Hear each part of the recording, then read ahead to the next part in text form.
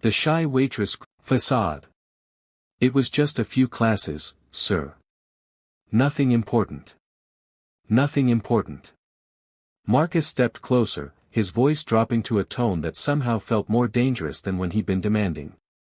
You speak sign language fluently. You mentioned linguistics, and I'm betting that's not the only language you know. What else are you hiding? The question hung in the air between them like a challenge. Anna could feel the eyes of other diners on them. Could sense Sarah hovering nervously nearby, probably calculating how much trouble Anna was about to cause. I should get back to work, Anna said quietly, reaching for the wine bottle. Wait. Marcus caught her wrist. Not roughly, but firmly enough to stop her movement. The contact sent an unexpected jolt through her system, and she saw something flicker in his eyes that suggested he'd felt it, too. I'm sorry, that was unnecessarily harsh. Anna looked down at his hand on her wrist, noting the expensive watch, the manicured nails, the complete absence of calluses or scars that marked a life of physical labor. When she looked back up, his expression had shifted into something almost vulnerable. Your mother is lovely, she said softly. She was telling me about her trip to Paris. She likes you. Marcus released her wrist, but didn't step back. She doesn't like many people. Maybe because most people don't take the time to really listen. The words slipped out before Anna could stop them, carrying more edge than she'd intended. Marcus' eyebrows rose slightly, and for a moment, she thought she saw the hint of a smile. And you think I don't listen? I think you're used to people telling you what you want to hear. This time his smile was definitely real, transforming his entire face. You know, you're probably right. But you didn't answer my question about the university.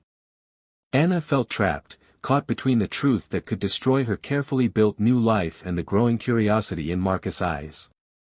Mrs. Blackwood was watching their exchange with obvious interest, her knowing smile suggesting she understood more than either of them realized. Columbia, Anna said finally, the word feeling like a confession. Marcus's expression shifted through several emotions. Surprise, confusion, and something that might have been respect. Columbia has an excellent linguistics program. What made you decide to change careers? The innocent question hit Anna like a physical blow. How could she explain that she hadn't decided anything? That her career, her life, her entire future had been stolen from her by the person she trusted most. That she was working as a waitress not by choice, but because it was the only job she could get after her reputation had been systematically destroyed. Sometimes life doesn't go according to plan, she said instead, proud that her voice remained steady.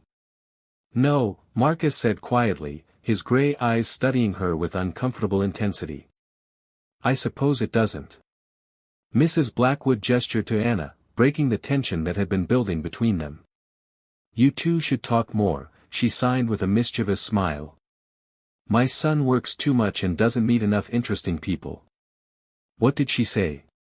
Marcus asked, his tone almost suspicious. Anna felt heat creep up her neck. She said you work very hard. That's not all she said. She also mentioned that you should eat more vegetables. Marcus laughed, a genuine surprised sound that made several other diners turn to look. My mother did not sign anything about vegetables. How would you know? You don't speak sign language. No, but I know my mother's sense of humor, and judging by the way you're blushing, she said something designed to embarrass one or both of us. Anna opened her mouth to deny it, then realized there was no point. Marcus was clearly more perceptive than she'd given him credit for. She thinks you should meet more interesting people. Does she? Marcus glanced at his mother, who was trying very hard to look innocent. And what do you think? Am I meeting interesting people? The question felt loaded with meaning Anna wasn't sure she wanted to unpack. Standing this close to him, she could smell his cologne, something expensive and subtle that probably cost more than her monthly rent. She could see the fine lines around his eyes that suggested he smiled more than his reputation would indicate, and the way his suit jacket stretched across his shoulders. I think, Anna said carefully, that you're used to meeting people who want something from you. And you don't want anything from me. The question was asked lightly, but Anna caught the underlying edge of vulnerability. How many people had disappointed him? How many relationships were built on his bank account rather than genuine connection? I want you to let me do my job before Sarah decides I'm more trouble than I'm worth.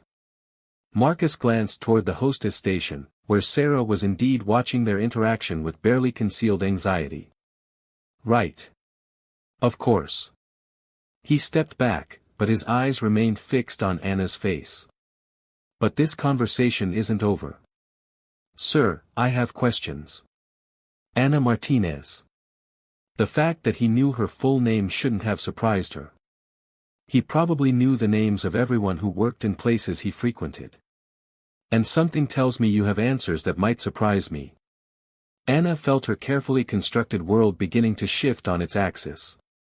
For 3 months, she'd been just another invisible service worker, safe in her anonymity.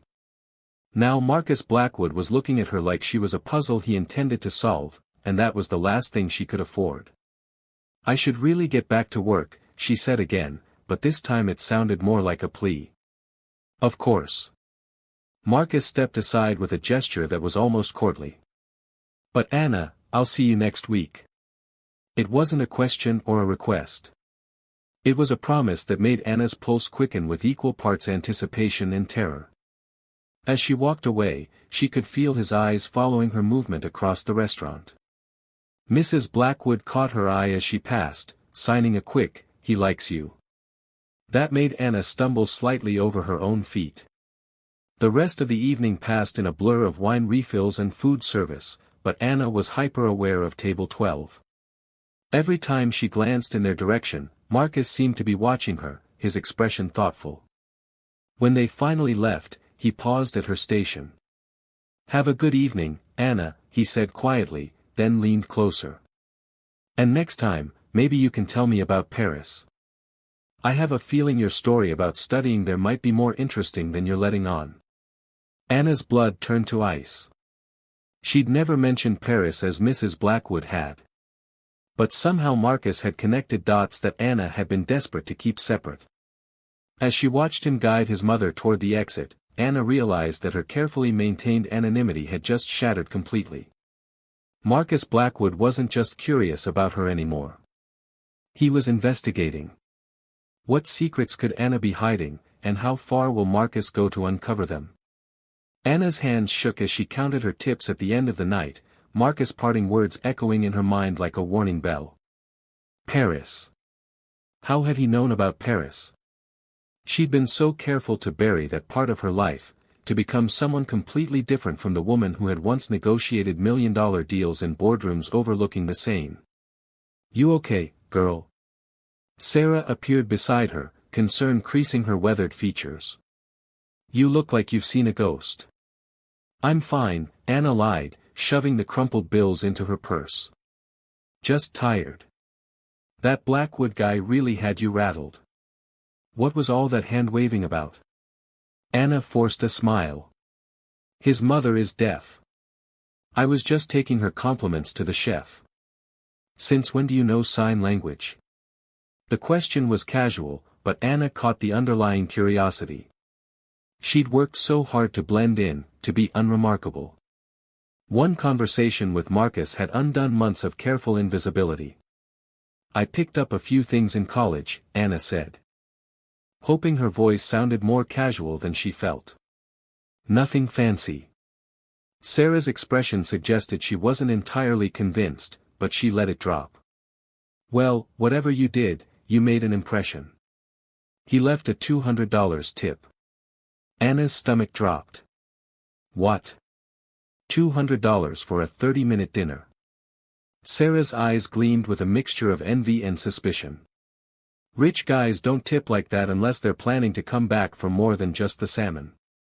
The implication in Sarah's tone made Anna's skin crawl. "It's not like that. Honey, I've been working restaurants for 20 years. It's always like that with men like him. Just be careful, okay? Guys with that kind of money don't play by the same rules as the rest of us." Anna nodded, but Sarah's warning felt like closing the barn door after the horses had already escaped. Marcus Blackwood wasn't interested in her the way Sarah thought. He was interested in her secrets, and that was infinitely more dangerous. The subway ride to her studio apartment in Queens felt longer than usual, every shadow seeming to hide potential threats. Anna had spent the last 2 years looking over her shoulder, waiting for David Chen to finish what he'd started. Her ex-fiancé had been methodical in his destruction of her life. First her reputation, then her career, finally her finances. The only thing that had saved her from complete ruin was her ability to disappear. But if Marcus started digging into her background, how long before David realized she wasn't as destroyed as he'd believed? How long before he decided to finish the job? Anna's phone buzzed as she climbed the 3 flights to her apartment. Unknown number. Hope you don't mind. I got your number from the restaurant's HR department. This is Marcus Blackwood. I wanted to thank you for being so kind to my mother tonight. She hasn't stopped talking about you. Anna stared at the message, her heart hammering against her ribs. HR department. Of course, men like Marcus didn't ask for permission. They simply took what they wanted. The casual violation of her privacy should have made her angry. But instead, it filled her with bone-deep terror. She started to type a polite response, then deleted it. Started again, deleted again. Finally, she turned off her phone without responding at all. Her apartment was exactly what someone would expect for a waitress in Queens. Small, sparse, furnished with cast-offs and clearance items. But hidden beneath her mattress was a lockbox containing her real treasures, a Columbia MBA, a CPA license, and documents proving ownership of patents that David had stolen along with everything else. Anna pulled out her laptop, a relic from her previous life that she'd managed to hide from the creditors. Her fingers hesitated over the keyboard before typing in the search terms she'd avoided for 2 years. David Chen and Pinnacle Financial. The results made her stomach lurch. David's company had grown exponentially since her exile, built on the foundation of her stolen work. But it was the recent news that made her blood run cold. Pinnacle Financial announces merger with Blackwood Industries. Marcus Blackwood, David Chen, partners. Anna's hands flew to her mouth, stifling the scream that wanted to escape. It couldn't be a coincidence. David was many things, cruel, calculating, utterly without conscience. But he wasn't careless. If he was partnering with Marcus, it was for a reason. Had he somehow discovered where she was? Was Marcus' sudden interest in her part of some elaborate plan to finish what David had started? Her phone buzzed again. Another message from Marcus. I know you're probably tired, but I can't stop thinking about our conversation. Would you have dinner with me tomorrow? Somewhere we can actually talk. Anna stared at the message until the words blurred together. Every instinct screamed at her to run, to disappear again before whatever web David was spinning could trap her. But running required money she didn't have, and she was tired of being afraid. More than that, she was tired of being invisible. Against every rational thought in her head, Anna typed back, I work tomorrow night, but I'm free for lunch. The response came immediately. Perfect. I'll pick you up at noon. Wear something comfortable. I have a feeling we're going to be doing a lot of talking. Anna set her phone aside and buried her face in her hands. She was either about to make the biggest mistake of her life or finally take the first step toward reclaiming it. Either way, there was no going back now. The next morning brought a text message that made Anna question her sanity all over again. Change of plans. Meet me at the Columbia University campus. The steps of Low Library. I want to see where you studied. Anna's blood turned to ice. Columbia. He was already investigating her background. Already connecting dots she tried desperately to erase. The casual mention of her alma mater felt like a trap closing around her. But what choice did she have? Running would only confirm his suspicions, and she was tired of living like a ghost. Anna dressed carefully in the one outfit she'd salvaged from her previous life.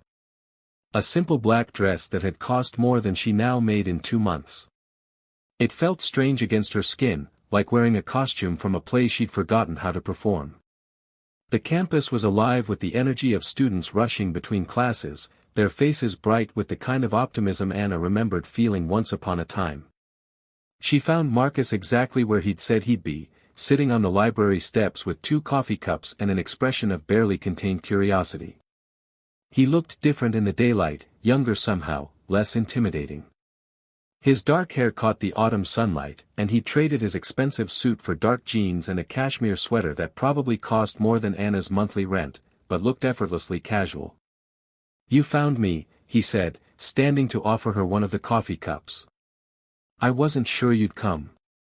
"I almost didn't," Anna admitted, accepting the coffee gratefully. It was from the expensive place near campus, she realized, not the usual diner brew she'd grown accustomed to. "But you did." "Why?" The question was asked lightly, but Anna caught the underlying intensity. Everything about Marcus suggested a man accustomed to getting answers, to solving puzzles. She was just his latest mystery to unravel. "Because I'm tired of running from my past," she said, surprising herself with the honesty. Marcus's expression shifted, becoming almost gentle. "Are you running from something specific or just running in general? What makes you think I'm running at all?" "Anna, you're 24 years old with a Columbia education and you're working as a waitress in Manhattan. You speak multiple languages. You understand fine wine. And yesterday you corrected my pronunciation of a French word under your breath. Either you're running from something or you're researching a very elaborate character for a novel." Anna nearly choked on her coffee. "You heard that?" "I hear everything. Occupational hazard of being in business. You learn to notice details other people miss." Marcus settled back down on the steps, gesturing for her to join him. "So, what's the story?" "Bad breakup, family scandal, student loans the size of a small country's national debt." His tone was light, almost joking, but Anna could see the sharp intelligence behind his gray eyes. He was giving her an opening to tell him a version of the truth, to control the narrative before he uncovered it himself. "All of the above," Anna said finally, settling beside him with careful distance between them, plus some creative financial planning by someone I trusted. "Someone stole from you." It wasn't a question, and the matter-of-fact way he said it made something tight in Anna's chest loosen slightly. No judgment, no pity, just acknowledgement of a fact. "Someone stole everything from me," Anna corrected. "My work, my reputation, my future. I'm not just running from debt, Marcus. I'm running from the person who destroyed my entire life and convinced everyone that I deserved it." Marcus was quiet for a long moment, his fingers wrapped around his coffee cup. "David Chen," he said finally. Anna's cup slipped from her nerveless fingers, coffee splashing across the stone steps. "How do you?" "Because I know David Chen very well," Marcus said quietly. "And if he's the one who did this to you, then we have a problem." The world seemed to tilt on its axis. Anna grabbed Marcus's arm without thinking, her fingernails digging into the expensive cashmere. "You know him?" "How do you know him?" Marcus looked down at her hand on his arm, then back up to her face. "Anna, David Chen is my business partner. We're about to close the biggest deal of both our careers." The words hit Anna like physical blows. Of course, David would find a way to insert himself back into her life just when she was starting to feel safe. Of course, he would use someone like Marcus, someone she was actually starting to trust, as his weapon. "This is a setup," Anna whispered, releasing Marcus's arm and starting to stand. "This whole thing, the restaurant, your mother, the interest in my background. He sent you?" "No." Marcus caught her wrist, his grip firm but not painful. "Anna, I swear to you, David has no idea I'm here. I don't know what he did to you, but this, us talking, this has nothing to do with him." "I don't believe you." "Then let me prove it." Marcus pulled out his phone, scrolling through his contacts. I'm going to call him right now. I'm going to tell him I met someone who went to Colombia, someone who knows him. Watch his reaction. Anna wanted to run, but something in Marcus's expression held her frozen. He pressed the call button and put the phone on speaker. Marcus. David's voice filled the space between them, as smooth and charming as Anna remembered. Perfect timing. I was just reviewing the merger documents. Everything looks, David. A quick question. I met someone yesterday who says they know you from business school. Anna Martinez, linguistics background, worked in finance for a while. The silence that followed was deafening. Anna could practically feel David's shock radiating through the phone connection. Anna Martinez. That name doesn't ring a bell. Should it?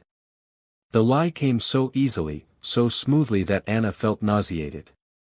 2 years of her life, 2 years of love and trust and shared dreams, and David could dismiss her existence without even a pause. Maybe I misunderstood, Marcus said, his eyes never leaving Anna's face.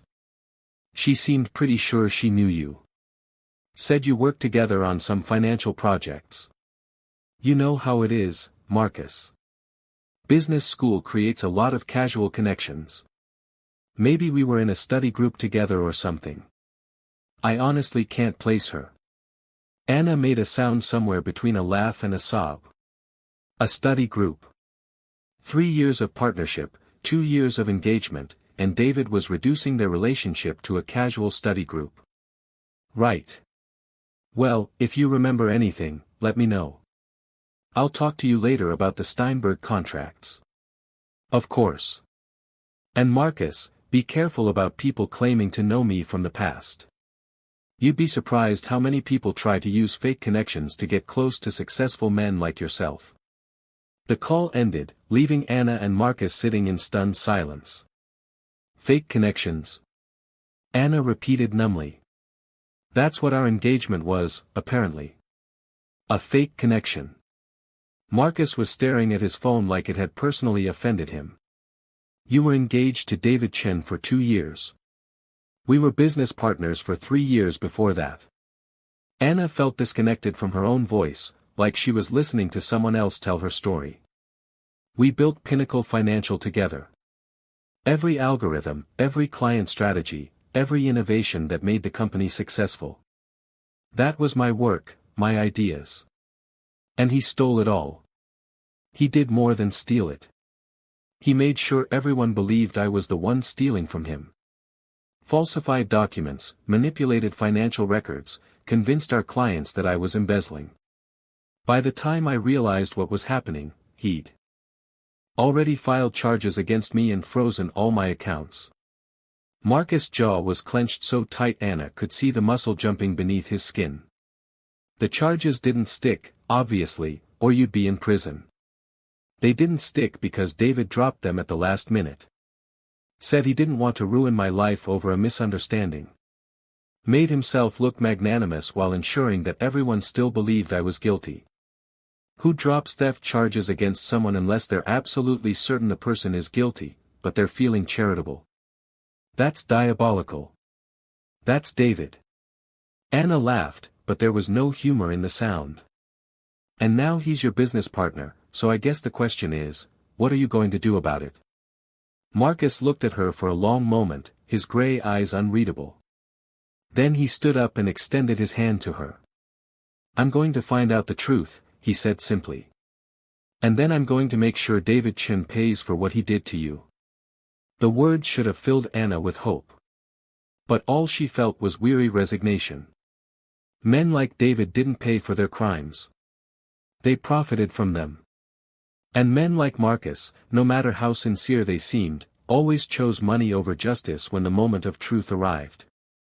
But when she looked up at his outstretched hand, something in his expression made her chest tighten with an emotion she'd thought David had killed forever. Hope. Against her better judgment, Anna took his hand and let him pull her to her feet. Why? She asked quietly. Why would you risk a business deal to help someone you barely know? Marcus didn't answer immediately. Instead, he studied her face with an intensity that made her feel exposed, like he could see straight through all her carefully constructed defenses. Because, he said finally, I've spent my entire life surrounded by people who want something from me. And yesterday, for the first time in years, I met someone who just wanted to be kind to my mother, someone who didn't even know who I was, who had no agenda except basic human decency.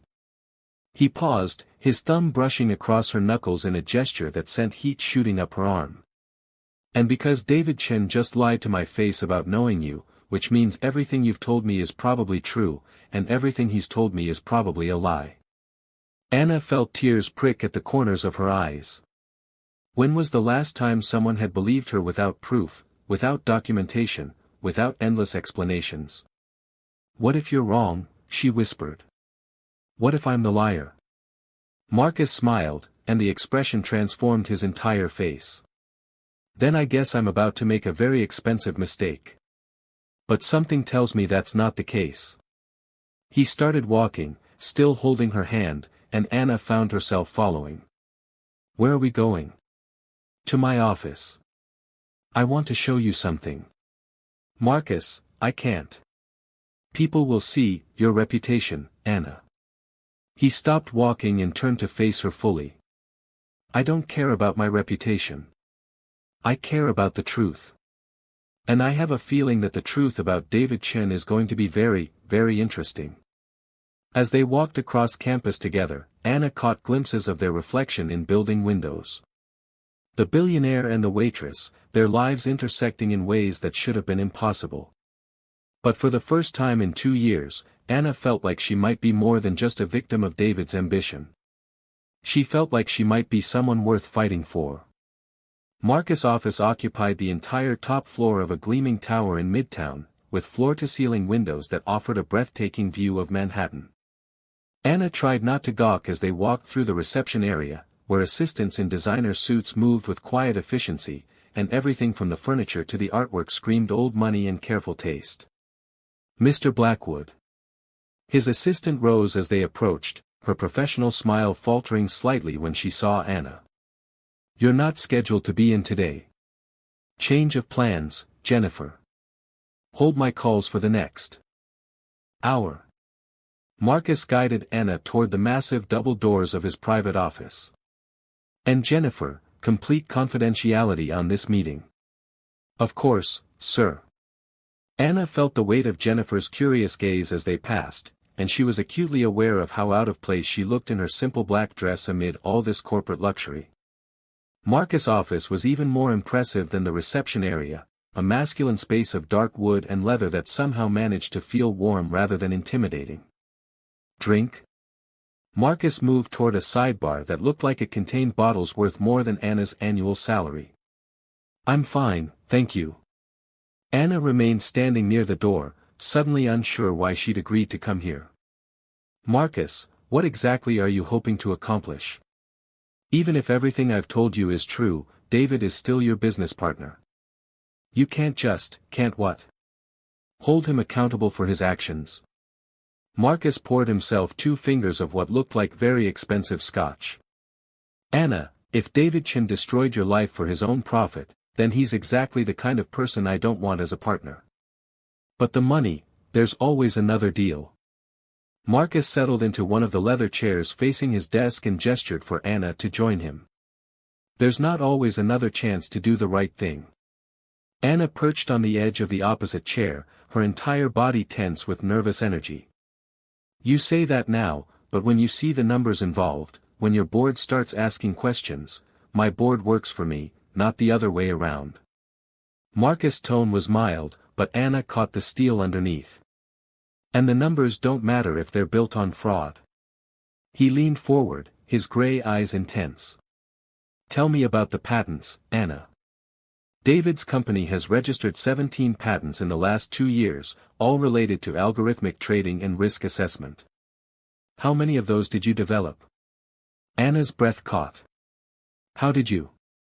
Because I've been reviewing Pinnacle's assets as part of our due diligence, and something about the filing dates bothered me. 17 patents, all filed within 6 months of each other, all supposedly developed by David's team. Marcus pulled out a tablet and scrolled through several documents. But when I looked at David's educational background, his previous work history, nothing suggested he had the technical expertise to develop this kind of sophisticated financial modeling. Anna felt like the room was spinning. You investigated him? I investigate all my potential partners. The question is, why didn't I find any mention of you in the company's history? Marcus's voice was gentle, but his questions were surgical in their precision.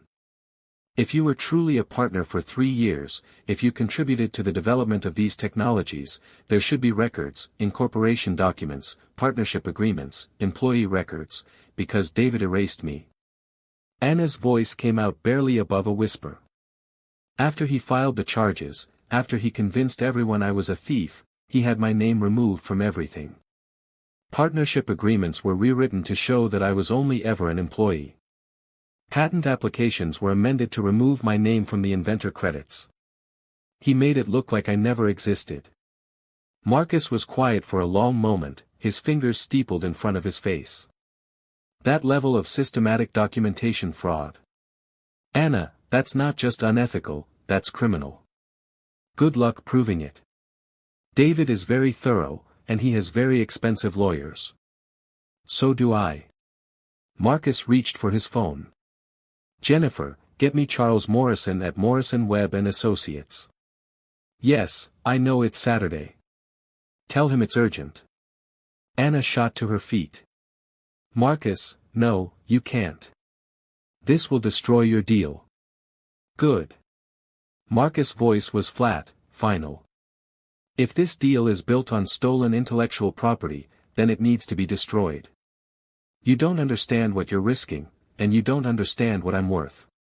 Marcus set his phone aside and stood to face her. Anna, I could lose this entire deal. And 10 more like it and still have more money than I could spend in 3 lifetimes. What I can't afford to lose is my integrity. The simple statement hit Anna like a physical blow. When was the last time someone had chosen principles over profit? When was the last time someone had risked anything real to defend her? Why, she asked, the word barely audible. Why are you doing this? Marcus moved closer, close enough that Anna could see the flecks of silver in his gray eyes, could smell the subtle cologne that probably cost more than her monthly rent. Because yesterday, you could have simply taken my mother's compliments to the chef and walked away. Instead, you spent 10 minutes talking to her about her travels, asking about her experiences, treating her like a person instead of an inconvenience. He paused, his voice dropping to something almost intimate. Because you speak 5 languages, but you're serving wine for tips. Because you have a Columbia MBA, but you're worried about whether your boss thinks you're more trouble than you're worth. Because everything about you suggests someone who's been systematically diminished by people who should have valued you. Anna felt tears threatening again. You're going to regret this when the lawyers start asking questions. When your board wants explanations, when David starts fighting back, let me worry about David. Marcus reached out slowly, giving Anna time to pull away, and brushed a tear from her cheek with his thumb. The question is, are you ready to fight back? The touch was gentle, almost reverent, and Anna found herself leaning into it despite every rational thought in her head. I don't know how anymore. He took everything, Marcus. My work, my reputation, my confidence. I don't even know who I am without all of that.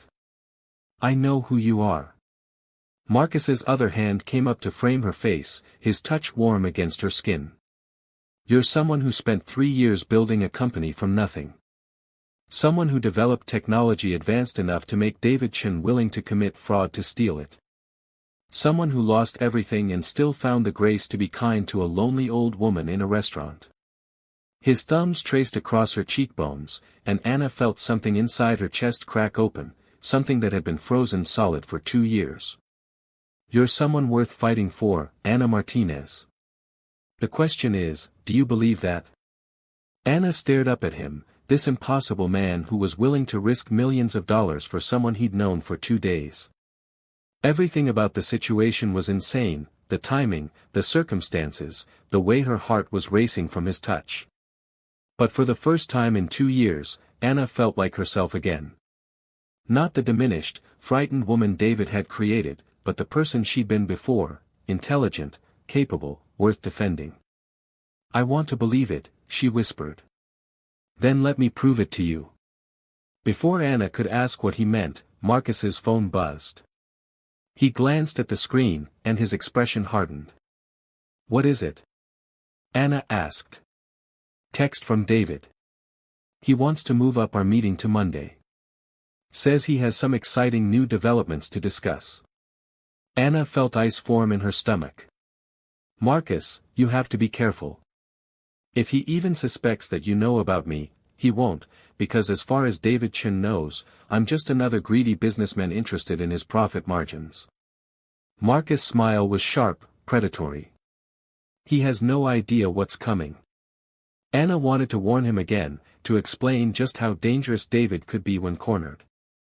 But the determination in Marcus's eyes reminded her of something she'd almost forgotten, what it felt like to have someone in her corner, someone willing to fight her battles alongside her. "What do you need me to do?" she asked quietly. Marcus's expression softened. "I need you to trust me." "Can you do that?" Trust. The word that David had weaponized against her, that she'd sworn never to give to anyone again.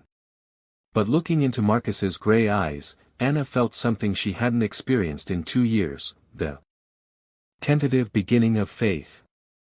"Yes," she said, and meant it. "I can do that." Marcus' smile was like sunrise after the longest night. "Good, because Monday morning, David Chen is going to discover that his past has finally caught up with him."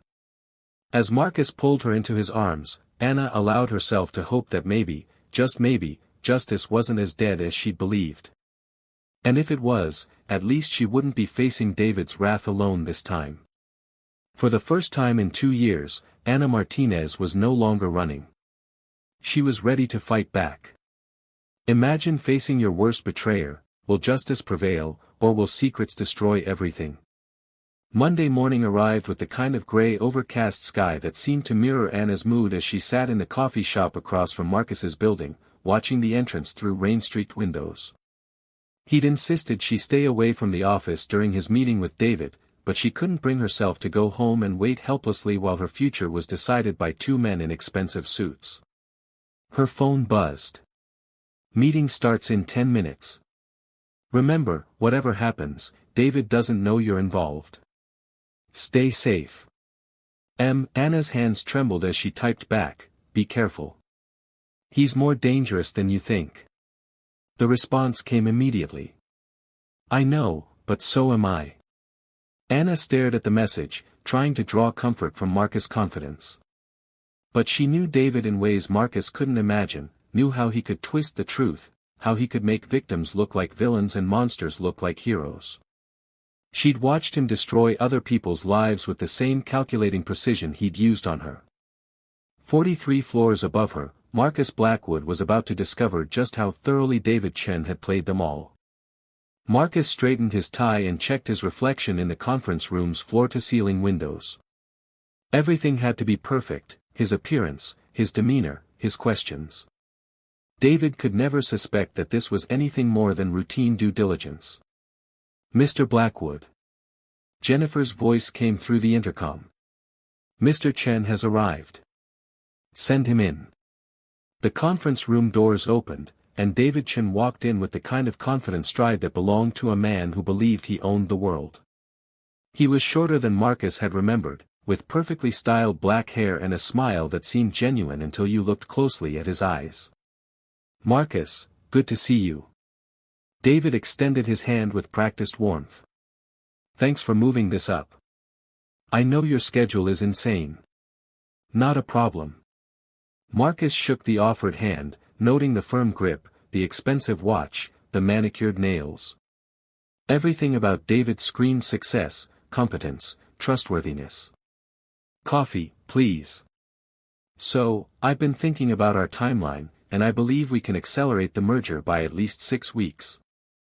My team has identified some additional assets that weren't in the original proposal." Marcus poured coffee from the silver service, his movements deliberately casual. Additional assets. Intellectual property, mainly. Some proprietary algorithms that we've been developing internally. David accepted the cup with a grateful nod. I wanted to run the numbers by you before we involved the lawyers. I appreciate that. Marcus settled into his chair, every muscle in his body coiled with tension he was determined not to show. Tell me about these algorithms. Are they related to the risk assessment protocols you mentioned last month? David's smile widened. Exactly. Revolutionary stuff. Predictive modeling that can identify market patterns up to 18 months in advance. It's going to revolutionize how we approach portfolio management. Impressive. Your team developed these in-house? Absolutely. My lead researcher is brilliant. PhD from MIT, years of experience in quantitative analysis. We've been working on this technology for over 3 years. Marcus nodded thoughtfully, making notes on the legal pad in front of him. And this researcher, they're comfortable with the merger? No concerns about intellectual property rights, patent disputes, that sort of thing? None at all. Clean development chain. All work done under company contract. My legal team has been very thorough about documentation. The lies came so smoothly, so confidently that Marcus felt a cold rage building in his chest. Anna had been right. David was a master manipulator, capable of rewriting history without even breaking stride. That's excellent. You know how important clean IP chains are in deals this size. Marcus set down his pen and leaned back. I have to ask though, 3 years of development seems like a significant investment for a company Pinnacle's size. How did you fund the research and development? David's smile flickered for just a moment, so briefly that Marcus almost missed it. Initial funding came from private investors. Then we reinvested profits as the technology proved viable. Smart money management. And your lead researcher, the MIT PhD, they've been with you the entire 3 years? Longer than that. Academic background is impressive, but real-world application is what matters. We've built something truly special together. Marcus felt sick. Every word out of David's mouth was a calculated distortion of the truth. A theft not just of Anna's work, but of her very existence. The casual way he referred to their partnership, while erasing her completely, was breathtaking in its cruelty. I'd love to meet this researcher. Always interested in the minds behind the innovation. David's pause was barely perceptible. Unfortunately, he's in Singapore right now, working on implementation with our Asian partners. Very hands-on approach, you understand. Brilliant, but not much for corporate meetings. Of course. Well, when he returns, I'd appreciate an introduction. Marcus reached for his coffee, using the movement to study David's expression. In the meantime, I'd love to review the development documentation, timeline, methodology, testing protocols. My technical team will want to understand the architecture before we finalize terms. Naturally. I'll have my assistant prepare a comprehensive package. David pulled out his phone, fingers flying over the screen. Should have everything to you by end of week. Marcus nodded, making another note. Perfect. And David, I appreciate your transparency about the additional assets. Trust is the foundation of any successful partnership. Absolutely. David's smile was radiant with what appeared to be genuine warmth. Honesty in business isn't just ethical, it's profitable. Lies have a way of catching up with you eventually. The irony was so thick Marcus could taste it. Couldn't agree more. They spent another 30 minutes reviewing financial projections and merger timelines, David painting a picture of exponential growth and market dominance that would have been compelling if Marcus hadn't known it was built on theft and fraud. When David finally left, his handshake was firm, his demeanor confident, his promises elaborate. Marcus waited until he heard the elevator doors close before pulling out his phone. Call Charles Morrison now. Anna was on her 3rd cup of coffee when her phone rang. Marcus's name on the screen made her heart skip. How did it go? She asked without preamble. Exactly as you predicted. He lied about everything, the development timeline, the research team, the funding sources. And Anna, he's claiming that his lead researcher is a man with a PhD from MIT. Anna's laugh was bitter. Let me guess, this mysterious researcher is conveniently unavailable for meetings. In Singapore, apparently. Very hands-on, but not much for corporate environments. How convenient. Anna closed her eyes, feeling the familiar weight of David's manipulations. Did he seem suspicious about your questions? Not at all. He was practically glowing with what he clearly thought was his own cleverness. Marcus' voice carried an edge of disgust. Anna, I've met some unscrupulous people in my career, but the casual way he erased your existence, it's sociopathic. I tried to warn you. You did, and you were right about everything. There was a pause. Then Marcus's voice became gentler. How are you holding up? Anna looked around the coffee shop at the normal people living normal lives, unaware that their simple Monday morning was the most surreal experience of her recent memory. I keep waiting for the other shoe to drop. David doesn't make mistakes, Marcus. If he's being this cavalier about the lies, it's because he thinks he's already won. What do you mean? I mean, he's planning something. David doesn't just react to threats. He anticipates them and neutralizes them before they become problems. Anna felt a chill that had nothing to do with the rain outside. Marcus, what if he knows? What if this whole thing is some elaborate trap? That's impossible. There's no way he could know we've been in contact. Are you sure? Think about it. You ask him about someone from Colombia, someone with a linguistics background who claims to know him. Then 3 days later, you're suddenly asking detailed questions about his development team and intellectual property chains. That's a hell of a coincidence. Marcus was quiet for a long moment. You think he's figured out that you're the Colombia connection? I think David Chin doesn't believe in coincidences any more than you do. Marcus' voice was tight with worry. Anna, where are you right now? Coffee shop across from your building. Why? Because if you're right, if David has figured out our connection, then you're not safe. He destroyed your life once when you were an inconvenience. What do you think he'll do if he sees you as a direct threat? Anna felt ice forming in her stomach. She'd been so focused on the possibility of justice, on the hope of vindication, that she hadn't fully considered what David might do to protect himself. And David had never been one to leave loose ends. Marcus, I should disappear tonight. Leave the city. Change my name again. No. Marcus' voice was firm. Running didn't work the first time, and it won't work now. David will just follow you. And next time you won't have anyone watching your back. Then what do you suggest? I suggest we force his hand.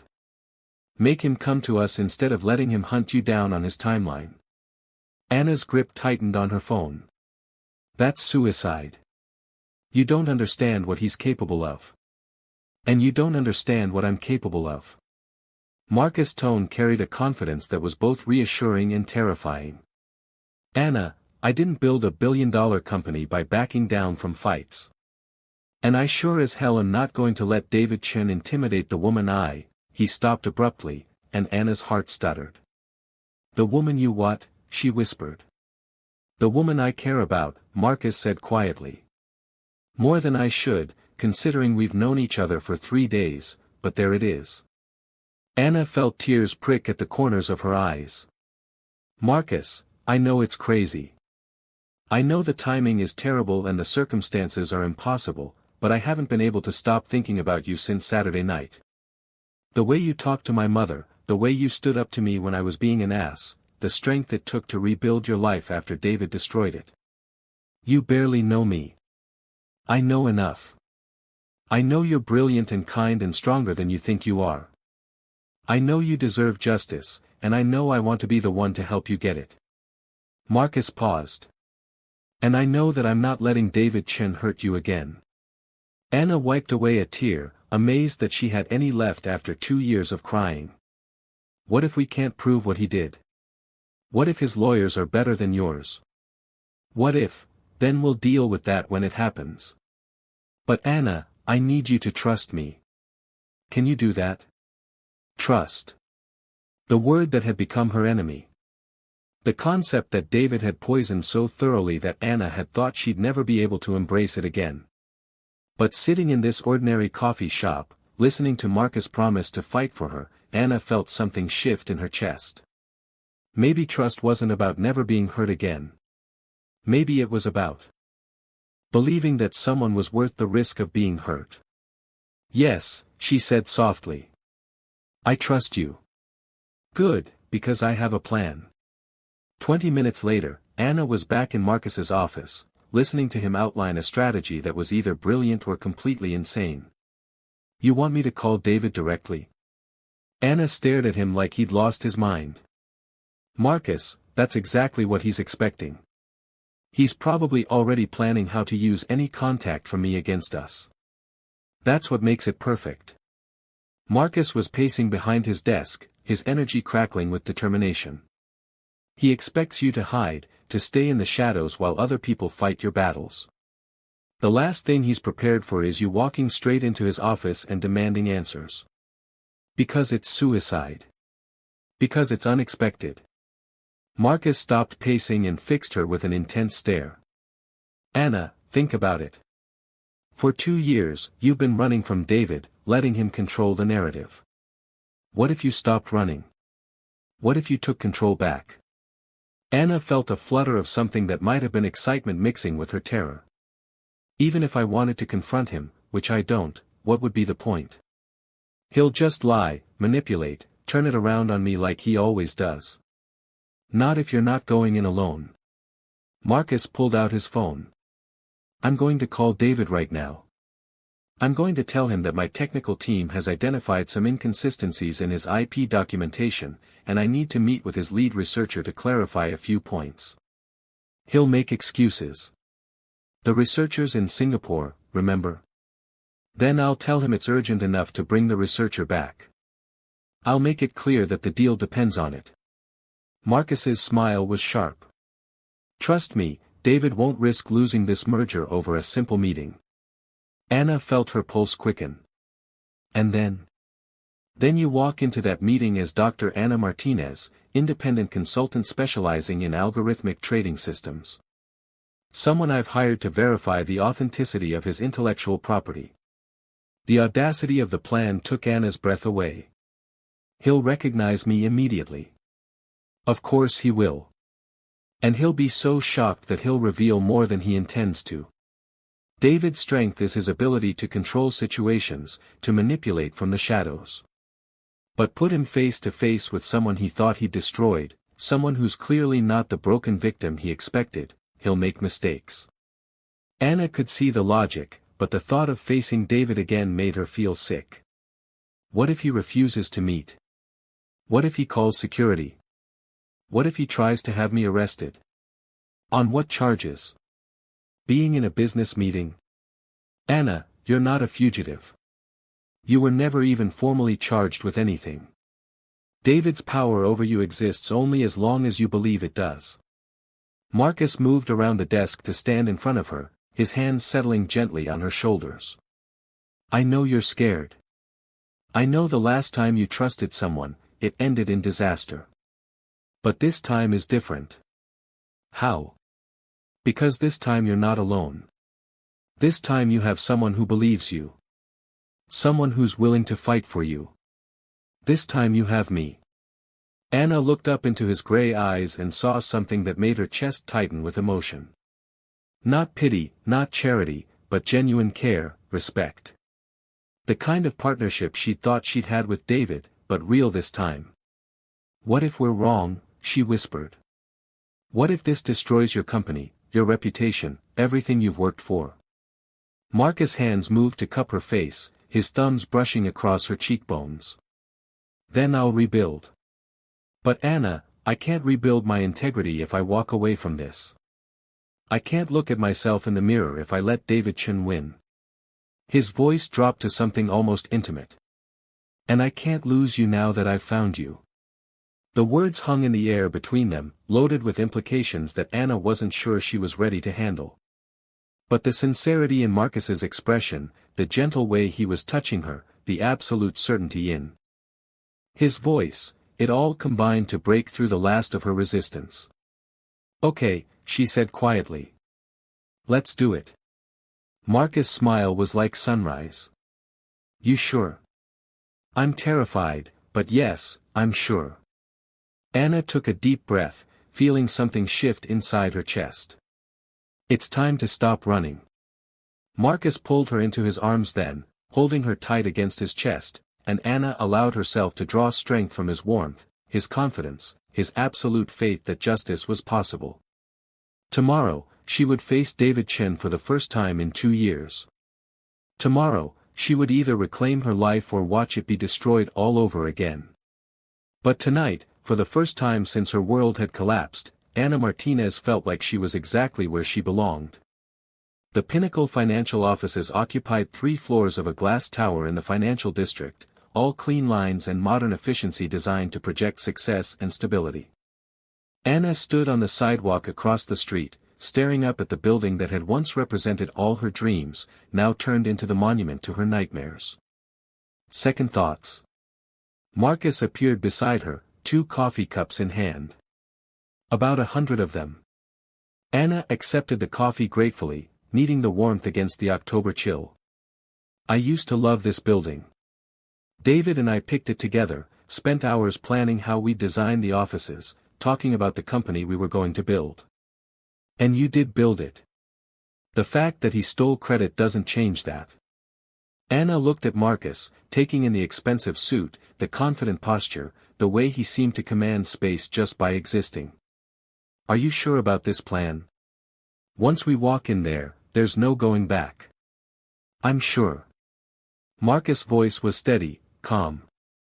The question is, are you ready?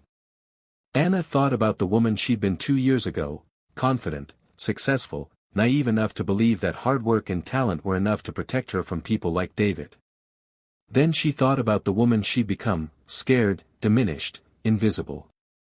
But standing here with Marcus, feeling his absolute faith in her, Anna realized she didn't want to be either of those women anymore. She wanted to be someone new, someone who had been broken but had learned how to rebuild herself stronger. I'm ready, she said, and meant it. They crossed the street together, Marcus's hand warm and reassuring on the small of her back. The lobby was exactly as Anna remembered, marble floors, abstract art, the kind of understated luxury that whispered rather than shouted about money. The security guard at the front desk looked up as they approached, his expression shifting to professional attention when he recognized Marcus. Mr. Blackwood. Good afternoon, sir.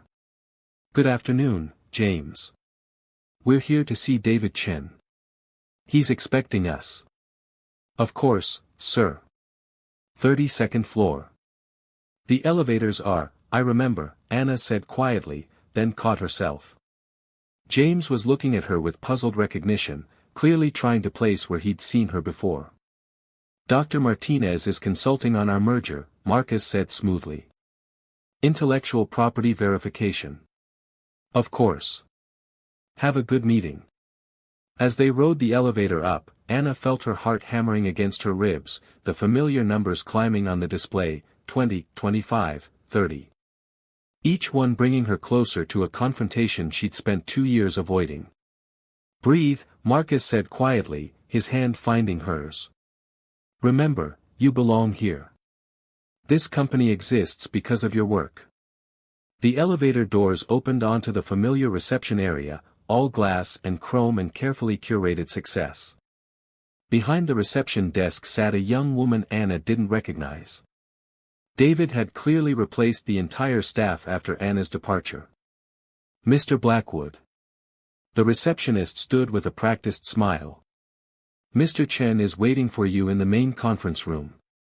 They followed her down a hallway lined with framed articles about Pinnacle's success, awards for innovation, photos of David at various industry events. Anna's stomach clenched as she realized that In 2 years, David had built an entire mythology around himself, a carefully crafted narrative in which she had never existed. The conference room doors opened. And there he was. David Chen looked exactly the same, perfectly styled black hair, expensive suit, that practiced smile that had once made Anna's heart skip. He was standing at the head of the conference table, clearly positioned to project authority and control. And for a moment, Anna felt herself shrinking back into the scared, diminished woman she'd been. Then Marcus's hand pressed against her back, warm and steady, and Anna remembered who she was fighting for. Marcus. David's voice was warm, welcoming, giving no sign that anything was amiss. Right on time. And you must be Dr. Martinez. David's eyes met Anna's across the room, and she saw the exact moment when recognition hit. His face went completely blank for perhaps 3 seconds, long enough for Anna to see shock, calculation, and something that might have been fear flicker across his features. Then the mask slammed back into place. "I'm sorry," David said, his voice carefully modulated. "Have we met before? You look familiar." The casual dismissal, the pretense that she was a stranger, hit Anna like a physical blow. But instead of the crushing despair she'd expected, she felt something else entirely, rage, pure, clean, energizing fury that burned away 2 years of fear and self-doubt. "We've met," Anna said quietly, walking into the room with her head held high. "Though I'm not surprised you don't remember. You always were better at forgetting inconvenient people." David's smile never wavered, but Anna caught the slight tightening around his eyes. "I'm afraid I don't follow." "Anna Martinez," she said clearly, extending her hand in a gesture of mock politeness. "Former partner and co-founder of Pinnacle Financial, though I believe your current version of history has me listed as never existed." The silence that followed was deafening. David stared at Anna's outstretched hand like it might bite him, while Marcus watched the entire exchange with sharp attention. "I think there might be some confusion," David said finally, not taking her hand. "Pinnacle has never had a partner named Anna Martinez." "Really?" Anna pulled out her phone and opened a photo album she thought she'd never use again. "Then perhaps you can explain these." She showed him the screen, a photo of David and Anna at Pinnacle's launch party, arms around each other, both grinning at the camera. David's face in the photo was radiant with what had appeared to be genuine love and pride. David glanced at the photo and shrugged. "I attend a lot of industry events. I'm sure I've taken pictures with hundreds of people over the years." Anna swiped to the next photo, David and Anna in the office late at night, working on code together, her engagement ring clearly visible on her left hand. Then another, David kissing Anna's cheek at what was clearly an intimate dinner, not a business function. "Hundreds of people," Anna repeated quietly. "Is that what I was to you, David? Just another face in the crowd? I'm sorry, but I really don't know what you're hoping to accomplish here." David turned to Marcus with an expression of professional confusion. "Marcus, I'm not sure what this woman has told you, but, this woman," Marcus interrupted, his voice deadly quiet, "is Dr. Anna Martinez, who holds patents for 17 of the technologies your company claims to have developed. The same technologies you've been trying to sell to me as part of our merger." David's mask slipped for just a moment, and Anna saw real fear flash across his face. "That's impossible. All of Pinnacle's intellectual property was developed internally by my team." "Your team?" Anna repeated. "You mean the team of one MIT PhD who's conveniently in Singapore and unavailable for meetings? I don't know what game you're playing here." "I'm not playing anything, David." Anna's voice was steady now, strengthened by 2 years of pain that had finally found its purpose. "I'm here to collect what you stole from me." David laughed, a sound that was probably meant to convey incredulous amusement, but came out strained and artificial. "Stole? That's a very serious accusation." "Yes, it is." Anna pulled out a tablet and opened a file folder. "Would you like to see the original development notes for the risk assessment algorithm, the ones written in my handwriting dated 6 months before you filed the patent?" Or perhaps the emails where you asked me to explain the technical specifications because you couldn't understand the code. David's face was beginning to show cracks in its composure. Anyone can forge documents. Anyone can, Anna agreed. But these aren't forgeries. They're backups from my personal cloud storage, complete with metadata showing when they were created, when they were last modified, what device they were created on. She looked directly into David's eyes. Would you like to explain to Marcus why the foundational technology for your company was developed on my personal laptop? This is ridiculous. David turned to Marcus, desperation beginning to creep into his voice. Marcus, surely you can see what this is. Some disgruntled former employee. Anna's voice cut through his protestations like a blade. Is that what you're calling it now, David? We were engaged for 2 years. We built this company together. We shared a bed, shared a life, shared dreams about the future we were going to create. She stood up, moving around the table until she was close enough to see the fear in David's eyes. And when you decided you wanted it all for yourself, you didn't just steal my work. You stole my life. You destroyed my reputation, froze my assets, turned everyone against me, and then had the audacity to act like I never existed. You filed fraud charges against me that you knew were false, then dropped them at the last minute to make yourself look magnanimous while ensuring everyone still believed I was guilty. Anna's voice was gaining strength with every word. You rewrote our partnership agreements to make me look like just an employee. You removed my name from patent applications. You erased me, David. David looked between Anna and Marcus, clearly calculating his options. Even if any of that were true, it is true, Marcus said quietly. Every word of it. David's attention snapped to Marcus. You believe her? Marcus, this woman is clearly unstable. She's telling the truth. Marcus pulled out his own tablet, opening it to a document Anna recognized. Because my legal team has spent the last 3 days investigating Pinnacle's intellectual property claims, and guess what we found? David went very still. What do you mean? I mean that the original patent applications tell a very different story than the current ones. Metadata analysis shows that your patents were systematically altered to remove Anna's name as co-inventor. The dates of invention were changed. The technical specifications were rewritten to hide the fact that the work was done on external systems. Marcus stood up, his presence suddenly filling the room with quiet menace. We also found the original partnership agreements, David, the ones that show Anna as an equal partner, not an employee. The ones that were altered 6 months after she left the company. David's face had gone pale. Those are sealed corporate documents. You have no legal right. I have every legal right to investigate the intellectual property I'm considering purchasing. Marcus's voice was like ice. And what I've discovered is that you're trying to sell me stolen goods. This is insane, David said, but his voice lacked conviction. You're talking about destroying $1 billion deal based on the word of a woman who created the technology that makes your company valuable. Anna finished. A woman who trusted you with everything and got betrayed for her faith. David looked trapped, his usual smooth confidence completely shattered. Anna, look, maybe we can work something out. If you feel like you deserve compensation for your contributions, compensation. Anna's laugh was bitter. David, you don't get to negotiate your way out of theft. You don't get to offer me a settlement for stealing my life's work. Then what do you want? Anna looked at this man who had once been everything to her, who had shared her dreams and her bed and her hopes for the future, and felt nothing but cold satisfaction. I want justice, she said simply. I want the world to know who really built Pinnacle Financial. I want my name restored to every patent, every article, every piece of work you've stolen.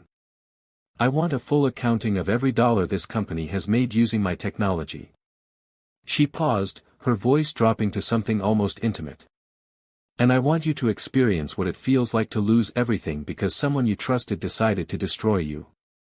David stared at her in stunned silence, clearly recognizing the woman he tried to crush in the strong, determined person standing before him.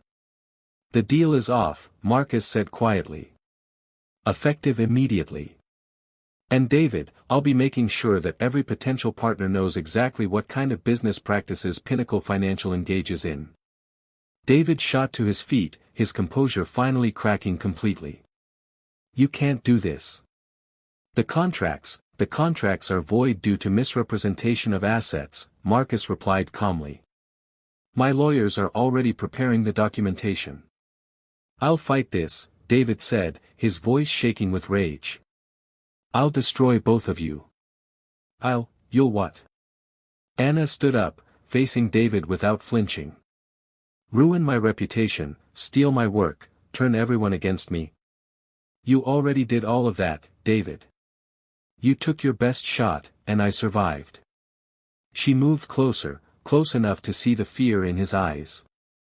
"But this time, I'm not alone. This time, I have someone who believes me. Someone who's willing to fight for the truth. This time, you're the one who's going to lose everything." David looked between Anna and Marcus, his face cycling through rage, desperation, and something that might have been defeat. "This isn't over," he said finally. "Yes," Anna said quietly. "It is." As they walked out of the conference room, leaving David sitting alone at his table, Anna felt a weight lift from her shoulders that she'd been carrying for 2 years. She wasn't the same broken woman who had fled this building in shame and terror. She was someone who had found her strength again. Someone who had learned that justice was possible if you were brave enough to fight for it. And she was someone who had found a partner worthy of her trust. 6 months later, Anna stood in the kitchen of Marcus Tribeca penthouse, watching the sunrise paint the city in shades of gold and pink. The newspaper on the counter bore a headline that still made her smile: "Pinnacle Financial Founder Sentenced to 5 years for Corporate Fraud." Below it, a smaller story: Martinez Technologies announces record profits in first quarter. Still reading about David's downfall? Marcus appeared behind her, wrapping his arms around her waist and pressing a kiss to her neck. "Can you blame me? 2 years of nightmares, and now he's the one behind bars." Anna leaned back against Marcus's chest, savoring the warmth and security of his embrace. "Sometimes I still can't believe it's real." "Believe it." Charles's legal team was very thorough. Marcus' voice carried deep satisfaction. "Fraud, theft of intellectual property, corporate malfeasance, filing false financial documents. David won't be bothering anyone for a very long time." Anna turned in his arms, looking up at the man who had changed everything. "Any regrets about walking away from the biggest deal of your career?" "Are you kidding?" Marcus's smile was soft, genuine. "Walking away from that deal was the best decision I ever made. It led me to something much more valuable." "What's that?" "You," he said simply, and kissed her forehead. "Though I have to say, watching you rebuild your company from the ground up has been incredible. Martinez Technologies is going to change the industry." Anna felt a familiar flutter of pride. The last 6 months had been a whirlwind of legal battles, patent restorations, and building a new company from scratch. But with her name cleared and her technology returned to her, Anna had discovered that she was even more capable than she'd realized. Martinez Technologies already had contracts worth millions, and 3 major firms were competing to invest. "We're going to change the industry," Anna corrected. "I couldn't have done any of this without you." "You could have. You just needed someone to remind you how strong you are." The soft sincerity in Marcus's voice made Anna's chest tighten with emotion. Even after 6 months, she sometimes couldn't believe that this was her life, waking up in Marcus' arms, building a company that was truly hers, facing each day without fear or shame. "I have something for you," Marcus said, his tone shifting to something that sounded almost nervous. "It's not my birthday." "I know, but there's something I've been wanting to ask you, and I couldn't wait any longer." Anna felt her heart skip as Marcus reached into his pocket and pulled out a small velvet box. Her breath caught as he dropped to one knee right there in the kitchen, the morning sunlight streaming through the windows and painting everything in soft gold. Anna Martinez, Marcus said, his voice steady despite the vulnerability in his eyes. 6 months ago, you walked into my life and turned everything upside down. You made me remember why integrity matters more than profit. Why truth is worth fighting for. Why love is the most important investment anyone can make. He opened the box, revealing a ring that took Anna's breath away, a classic solitaire that was elegant without being ostentatious, beautiful without being showy. Exactly what she would have chosen for herself. You've taught me that real strength isn't about never falling down. It's about getting back up and becoming someone even better than you were before. You've shown me what it means to fight for what's right, even when the odds are impossible. Marcus paused, his gray eyes shining with emotion. I know we've only known each other for 6 months. I know it's fast, maybe even crazy, but Anna, I've never been more certain of anything in my life. He took a breath, his voice dropping to something intimate and tender. I love you. I love your brilliant mind and your generous heart. I love your strength and your vulnerability. I love the way you sign to my mother and the way you make terrible coffee and the way you get this little crinkle between your eyebrows when you're concentrating on code. Anna felt tears streaming down her face, but they were happy tears, the kind she'd thought she'd forgotten how to cry. Most of all, Marcus continued, I love the way you've made me want to be a better man. You've made me believe in partnership that's real, in love that's based on respect and admiration and genuine care. He looked up at her with absolute sincerity. Anna Martinez, will you marry me? Will you let me spend the rest of my life proving that not all partnerships end in betrayal? That love doesn't have to be dangerous. Anna stared down at this incredible man who had risked everything to fight for her, who had seen her at her most broken and helped her become stronger than she'd ever been. The ring in the box caught the morning light, sending tiny rainbows dancing across the walls. Yes, she whispered, then louder. Yes, Marcus. Yes to all of it. Marcus slipped the ring onto her finger with hands that were surprisingly steady, then stood and kissed her with a tenderness that made Anna's knees weak. When they broke apart, both of them were crying and laughing at the same time. I can't believe you proposed to me in your kitchen, Anna said, admiring the way the ring looked on her hand. I couldn't wait for some fancy restaurant or romantic vacation. I wanted to ask you here, in the space where we've had our best conversations, where you've taught me how to really live. Instead of just existing. Anna looked around the kitchen that had become so familiar, so much like home, and realized he was right. This was where they'd planned strategy for the legal battles, where they'd celebrated each victory, where they'd learned to trust each other completely. Besides, Marcus added with a grin, after everything we've been through, I figured simple and honest was better than elaborate and performative. Simple and honest, Anna repeated, thinking about how perfectly those words described what they'd built together. I like that. Marcus pulled her close again, and Anna marveled at how safe she felt in his arms, how right this all seemed. A year ago, she'd been hiding in Queens, convinced that her life was over, that trust was impossible, that love was just another word for vulnerability. Now, she was engaged to a man who had proven that partnership could be about building each other up instead of tearing each other down. That love could be a source of strength instead of weakness. So, Marcus said, his voice warm with amusement, any thoughts on wedding planning? Please tell me you're not going to be one of those brides who wants a year-long engagement and a wedding that costs more than most people's houses. Anna laughed, the sound bubbling up from a place of pure joy. Actually, I was thinking something small. Family, close friends. Maybe your mother can teach me some more sign language before the ceremony. She's going to be thrilled. She's been dropping hints about grandchildren since our third date. Grandchildren? Anna raised an eyebrow. We just got engaged 30 seconds ago and you're already thinking about kids. With you? I'm thinking about everything, kids, grandkids, growing old together. The whole beautiful mess of building a life with someone. Marcus's expression grew serious. Anna, I know David hurt you badly. I know trust doesn't come easily anymore, but I want you to know that I'm in this for the long haul. Whatever comes, we'll face it together.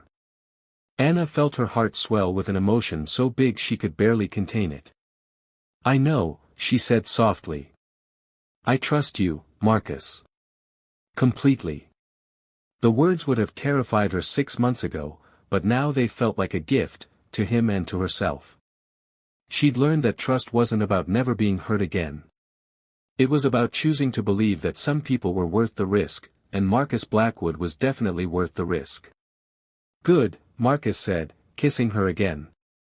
Because I have some ideas about our honeymoon that require a significant amount of trust. Oh, really? Anna's eyes sparkled with mischief.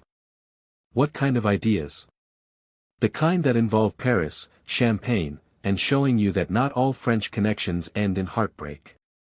Anna felt a momentary pang at the mention of Paris, the city where she'd once thought she'd build a life with David, where her dreams had first begun to take shape. But looking into Marcus' eyes, she realized that those old dreams had been small, limited by her inability to imagine that someone could love her without trying to diminish her. Paris sounds perfect, she said, meaning it. As long as you promise not to propose again, I don't think my heart can take any more surprises today. Deal. But I reserve the right to surprise you in other ways. What kind of other ways? Marcus' smile was mysterious, full of promises and possibilities. You'll have to trust me. I do, Anna said, and realized she meant it completely. I trust you with everything. As they stood together in the morning light, Anna thought about how far she'd come from the terrified woman hiding in Queens, convinced that her life was over. She'd learned that endings could be beginnings, that losing everything could teach you what was truly valuable, that the worst betrayal could lead to the most authentic love. David Chen had tried to erase her from existence, but instead he'd forced her to discover who she really was when everything else was stripped away. And who she was, it turned out, was someone strong enough to rebuild. Brave enough to fight, and wise enough to recognize real love when she found it. So, Marcus said, his arms tightening around her, ready to start planning the rest of our lives. Anna looked at her engagement ring, sparkling in the morning sunlight, then up at the man who had helped her remember that she was worth fighting for. I'm ready, she said, and for the first time in years, she meant it without reservation. The future stretched out before them, bright with possibility and rich with promise. And Anna Martinez, soon to be Anna Blackwood, was finally ready to embrace it all. Outside the windows, the city hummed with life and energy, full of people starting their own new chapters, fighting their own battles, discovering their own strength. Somewhere in a federal prison, David Chen was beginning to understand what it felt like to lose everything. But here in this kitchen filled with morning light and laughter and love, Anna and Marcus were just beginning to understand what it meant to have everything that truly mattered. And it was more beautiful than either of them had ever dared to dream.